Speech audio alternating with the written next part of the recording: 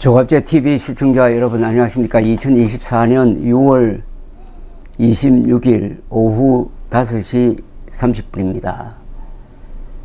1988년 9월의 서울 올림픽과 관련된 비사를 제가 순차적으로 말씀드리고 있습니다. 두 번째 시간인데, 이 서울 올림픽에 성공할 수 있었던 때는 한국 사람, 그리고 전두환, 노태우, 박세직 이런 지도자들 뿐만 아니라 일본인들, 미국 레이건 대통령, 심지어 당시 소련의 공산당 서기장인 고르바초프 같은 사람, 이런 여러 사람들의 이 착한 마음이 모여가지고 된 겁니다. 이 점을 제가 강조를 해드리려고 합니다. 국제사회에서는 힘만 지배하고 그런 증거의 논리만 통하는 게 아니라, 가끔은 사람들이 착한 마음을 가질 때 그 착한 마음을 용감한 사람이, 또 부지런한 사람이 잘 조직하면은 서울올림픽과 같은 엄청난 일을 만들어서 그 덕분에 수많은 사람들이 자유, 평화, 번영을 누리게 된다 하는 대표적 사례가 서울올림픽입니다. 그래서 한국인이 한민족으로 출발을 해서 지난 2000년 동안에 이룩한 위대한 사건 중에서 대표적인 겁니다. 근데 이 착한 마음이라는 것은 그 자체만으로는 별로 힘이 없습니다. 착한 마음은 반드시 조직이 되어야 됩니다. 그리고 착한 마음을 조직하면 그게 용감한 마음으로 바뀝니다.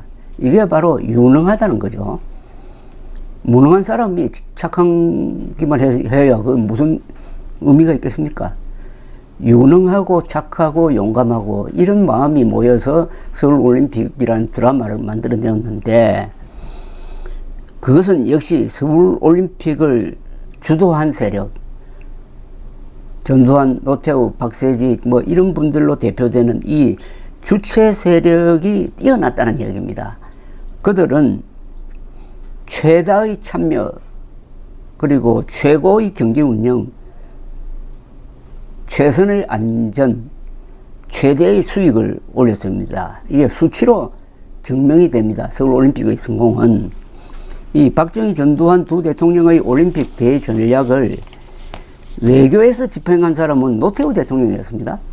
물론 노태우 대통령이 조직위원장을 하고 해서 이 서울올림픽에 애착을 가진 분인데, 이분이 대통령이 된 다음에 동구와 소련 공산체제가 무너지고 있는 기회를 잡아서 서울올림픽의 성과를 북방 외교로 확장시켰습니다. 그래서 임기 중에 한소수교, 한국과 소련입니다. 한중수교, 한국과 베트남 수교까지 이루어가지고, 또 유엔 동시가입을 해가지고 한국인의 활동 공간을 지구촌 전체로 확대시켜서 한국인의 운명을 바꿨다, 이렇게 되겠습니다.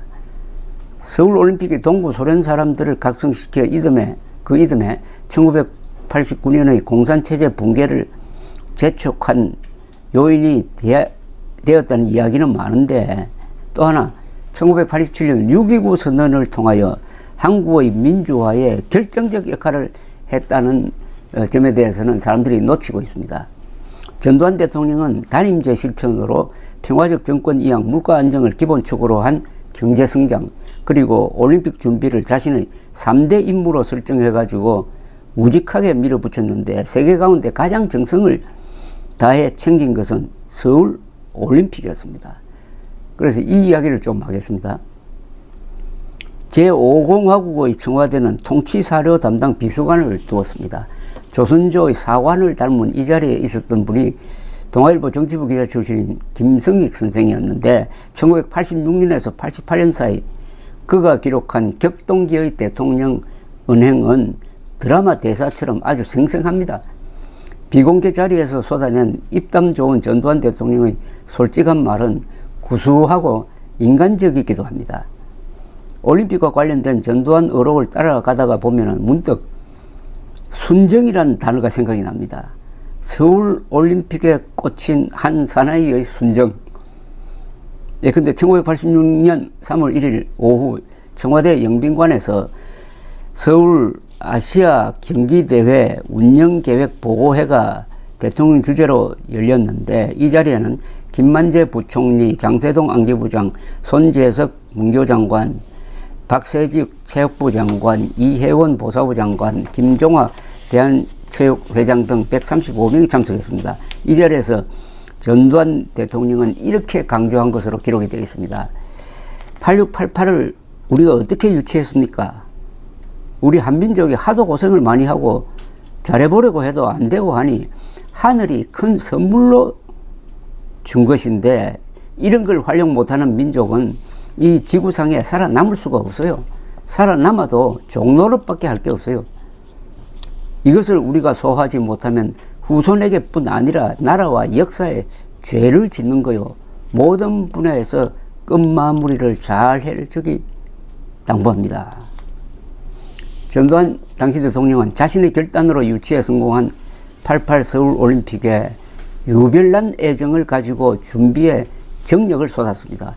수시로 전방과 치안 일선을 시찰하고 안전 문제를 점검했으며, 틈날 때마다 올림픽 경기장 건설 현장과 태릉 선수촌 등을 돌아보는 등 올림픽 준비단장을 자처하기도 했습니다. 1986년 3월 17일 대통령은 청와대 만찬에 기독교 지도자들을 초대를 했는데, 여기서 올림픽의 남북관계에서 결정적 변수가 될 것임을 예언합니다. 전두환 당시 대통령은 이렇게 이야기합니다. 우리가 올림픽을 하면 자동적으로 16일간 텔레비전을 돌려서 전 세계 40억 인구가 보게 됩니다. 그 선전비를 돈으로 따지면 얼마나 되겠어요? 그게 바로 우리 국력이고 경제력이고 우리 제품에 대한 보장이 됩니다. 그렇게 밀고 가면 북한이 어떻게 되겠습니까? 체제가 무너집니다. 그걸 북한이 잘 알 겁니다. 자기네 체제를 유지하느냐 못하느냐 하는 기로입니다. 김정일이가 세습을 하려면 한국이 8688을 못하게 해야 하고, 그러려면 버마 사건식으로 게릴라를 집어넣는다든지 가만 안 있을 것으로 봅니다. 그래서 우리가 미국과도 협조해서 군경이 만반의 태세를 갖추고 있는 겁니다. 우리는 대통령이 스스로 자리를 내놓고 물러나는 것을 한 번도 못한 나라 아닙니까? 그래서 갈등과 불신도 있습니다. 동서고금을 두고 권력을 잡으면 내놓기가 힘들어요. 내가 해보니 그렇습니다. 나한테도 88 올림픽이나 마치고 가야지 그냥 가면 어떻게 하느냐 하는 미국 상원 의원, 우리 야당 의원도 있었습니다. 나보고 군인 출신이다 뭐다 하는데, 나도 나름대로 민주주의를 존중하는 사람이라고 나는 생각해요. 내가 집권한 후 학생들이 시끄러워도 치안을 경찰에 의해서 유지해 왔습니다. 군대를 동원해서 한 일이 없어요. 모든 문제를 힘이 아니고 순리로 하려고 무척 애를 써왔습니다. 정치는 혼란이 생겨야 수지가 맞지만, 혼란이 생겨 손해보는 것은 국가와 국민입니다. 여기서 전두환 대통령이 이 서울올림픽의 중요성을 설명하면서 특히 이 텔레비전을 통해서 한국이 세계에 알려진다는 이 점에 대해서 무척 강조를 하고 있는 게 아주 인상적입니다. 그 중에서도 가장 중요한 게 개회식이었습니다. 박세직 위원장의 설명에 따르면 사실은 올림픽 준비의 70%는 개회식이었다고 그랬어요. 개회식을 통해서 한국의 모습을 제대로 알려주는데 총력을 다했다고 했습니다. 그러니까 이 유능하다는 게 집중과 선택인데 중요한 맥을 잡는 거죠. 서울올림픽의 성공은 개회식의 성공이고, 개회식의 성공은 메시지의 성공입니다. 개회식에 어떤 메시지를 담느냐, 여기에 바로 한국 지도부의 실력이 드러났다는 거죠.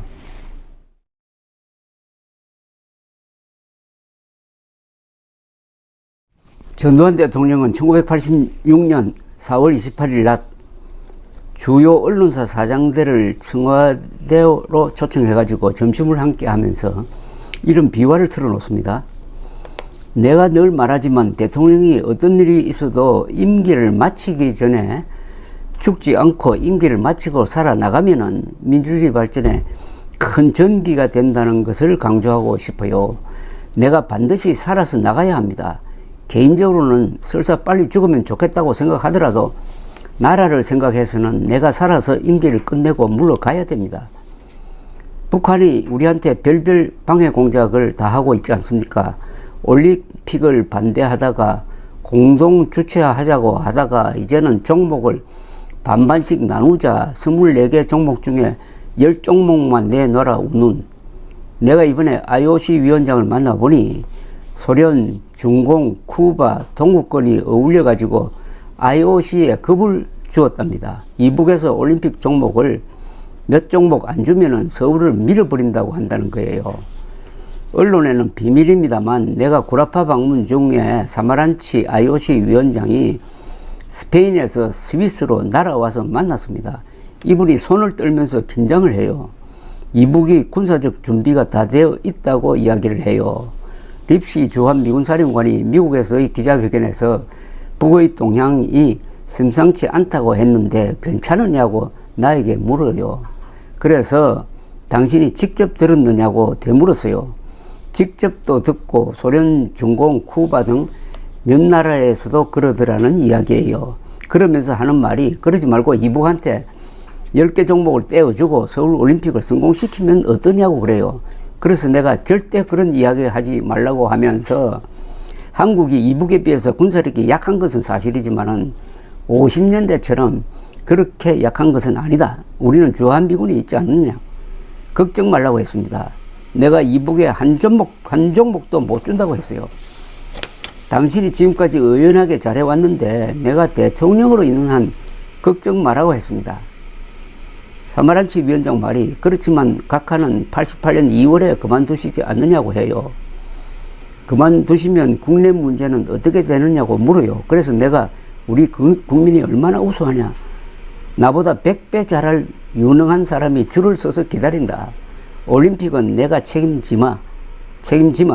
걱정 말라고 거듭 이야기했습니다. 그랬더니 이 사람 말이 군대 문제는 미군이 있어서 안심이 되는데 대통령께서 올림픽만 맞춰주고 그 다음에 그만두면 어떠냐고 해요. 그래서 내가 헌법 때문에 안 된다고 하니 야당과 협상하면 되지 않느냐. 1년 정도인데 뭐 그리 어렵겠느냐고 했어요.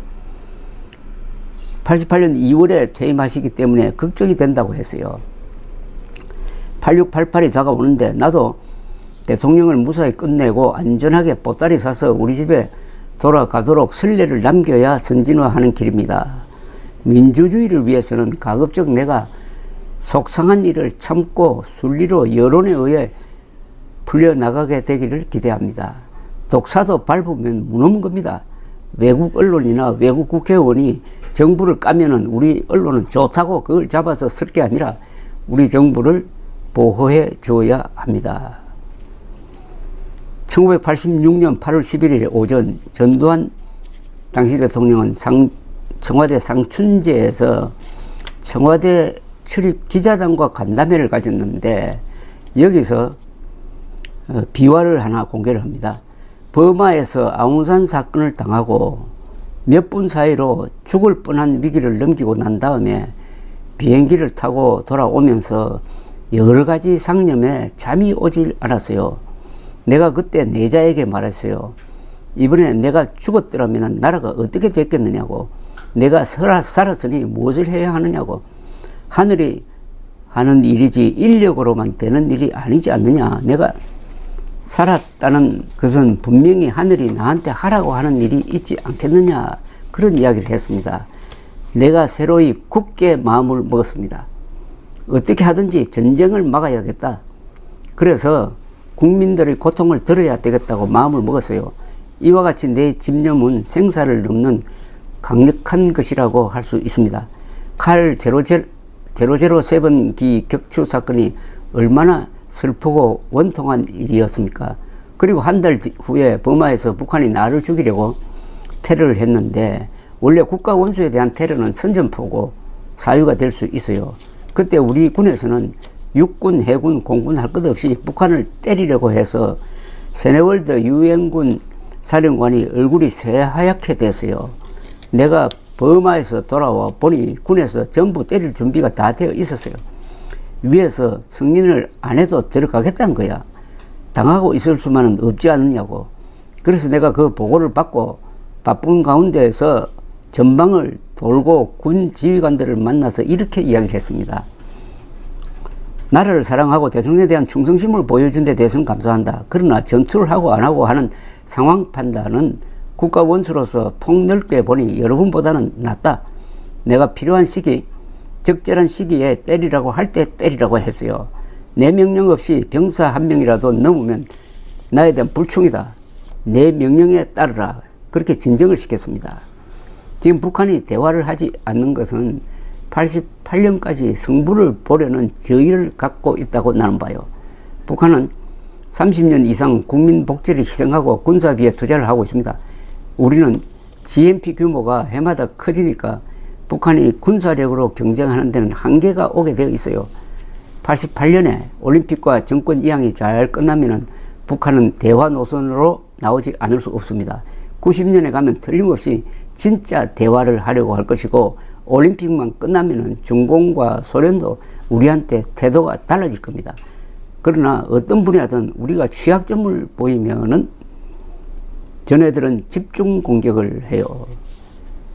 당시 전두환 대통령은 서울 올림픽을 둘러싼 이 국제적 움직임에 정확한 시각을 가지고 접근하고 있었다는 것을 알 수가 있습니다. 무엇보다도 서울 올림픽이 남북 대결에서 결정적인 계기가 될 것이다. 그러니까 북한이 사생결단을 하고 막으려 할 것이다. 1983년 10월 9일 미얀마에서 있었던 랭군 테러, 아웅산 테러죠. 아웅산 묘소를 참배하게 되어 있었는데 그때 안내를 맡은 미얀마 외무장관이 늦게 오는 바람에 전두환 대통령의 출발이 늦었습니다. 그래서 아웅산 묘소로 가는 중에 북한 공작원이 보탄을 눌려가지고 터뜨리는 바람에 먼저 와 있던 17명의 장차관급 엘리트가 죽었습니다. 만약 그때 외무장관이 정시에 도착했더라면 17명이 죽은 게 아니라 18명이 죽었을 것이고 그 뒤의 사태는 걷잡을 수 없었을 것이라고 생각을 합니다. 그러니까 전두환 대통령은 여기에 대해서 아웅산 테러에 대해서 북한에 보복을 가하면은 남북 간의 군사 충돌이 일어날 것이고 그렇게 되면은 88 올림픽도 날아간다. 그러니까 참아야 된다. 해서 북한에 대한 보복을 말렸다는 거죠. 물론 그 뒤에 북한은 한 번 더 시도를 하죠. 86년 아시안 게임에 맞춰가지고 김포공항에서 테러를 해가지고 그때 5명 죽었습니다. 그 범인은 지금도 확인이 안 됩니다. 그리고 87년 11월 말 김성일 조를 시켜서 대한항공기 폭파 사건 115명이 죽었습니다.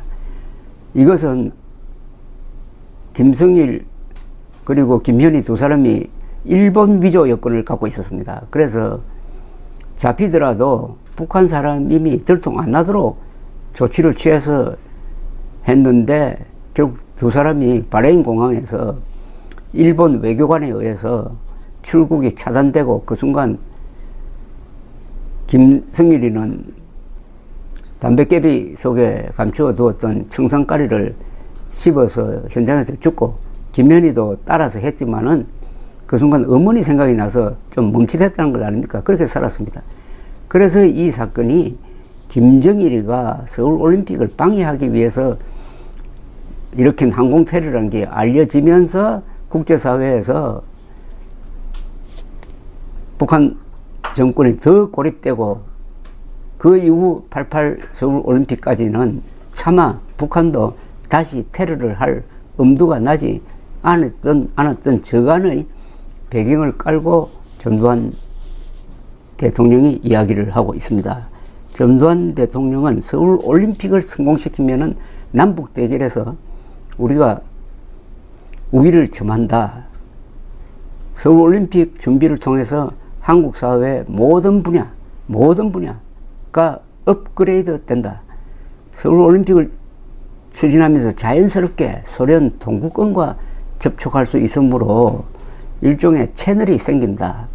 이런 대전략을 갖고 밀어붙이니까 아웅산 테러를 당해도 참을 수밖에 없다는 선택을 한 거죠. 그런데 북한은 그게 안 되니까 1989년에 평양에서 세계 청년 축전이라는 것을 개최를 합니다. 아무도 알아주지 않는 그 준비를 위해서 생돈 50억 달러를 씁니다. 그게 바로 경제를 휘청하게 만들어서 1990년에 가면은 대기근 사태가 발생하게 되는 거죠. 감사합니다.